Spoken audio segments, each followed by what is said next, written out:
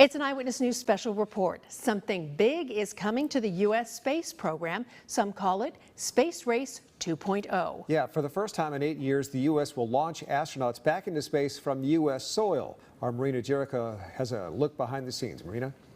Because of my affiliation with NASA, I'm able to give you a sneak peek at what's coming. Tonight in this Eyewitness News exclusive report, I take you to the historic Launch Pad 41 and I show you how the rocket being used is somehow tied to John Glenn. It's Space Race 2.0 and Ground Zero is Cape Canaveral, Florida. 2, 1, 0, and liftoff, the final liftoff of Atlantis. 8 years, 8 long years since Atlantis made its final journey into space and NASA's shuttle program ended.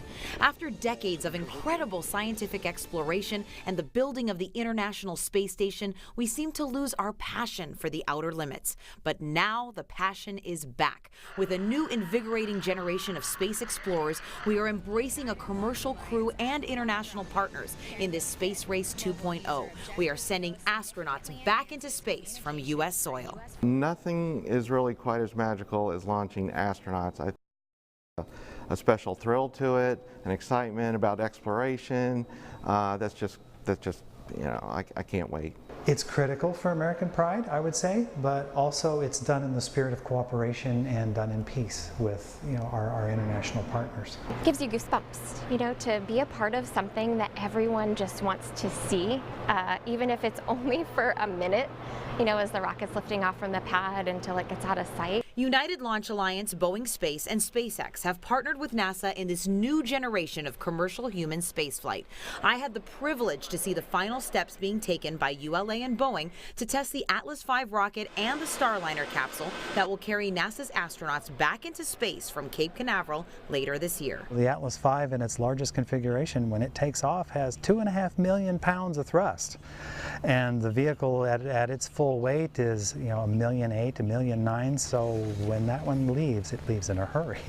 The strength of a rocket engine is measured in thrust. At 2.5 million pounds of thrust, the astronauts are aboard a rocket traveling at 36,000 miles per hour to the ISS. It would only take 41 minutes to travel around the Earth's circumference, which is 24,902 miles. When the engine ignites, they'll feel the rumble just before, but then when the solids light, boom, that'll give them kind of that punch in the chest that they talk about.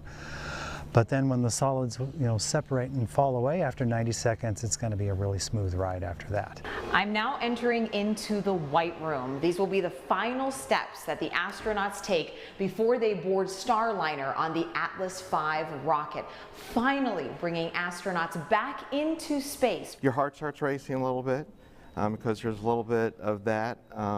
I mean, in my particular position, I have to be ready to hit the big red button and stop the countdown if somebody calls for a hold.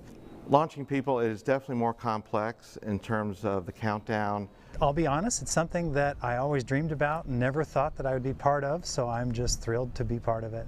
I'm standing on the historic Launch Pad 41, where United Launch Alliance has been a part of missions across our entire solar system, from Cassini to Juno to the farthest depths with New Horizons.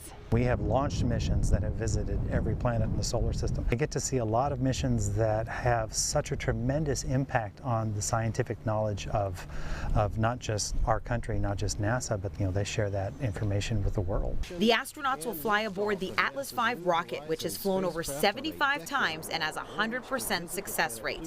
Historically, it comes from an incredible legacy of breaking the barriers of space since the dream of human spaceflight began. The Atlas V, it's the latest generation of the same Atlas family that flew John Glenn into orbit the first time, so it has a long and distinguished history. And a lot of the people I worked with were the folks that worked with that original Atlas launch and John Glenn. I mean, those are the people I learned from, was that generation who then passed that on to me and others. We're actually doing this. We're putting astronauts into space from right here. You know, something that I've dreamed of from, you know, from childhood.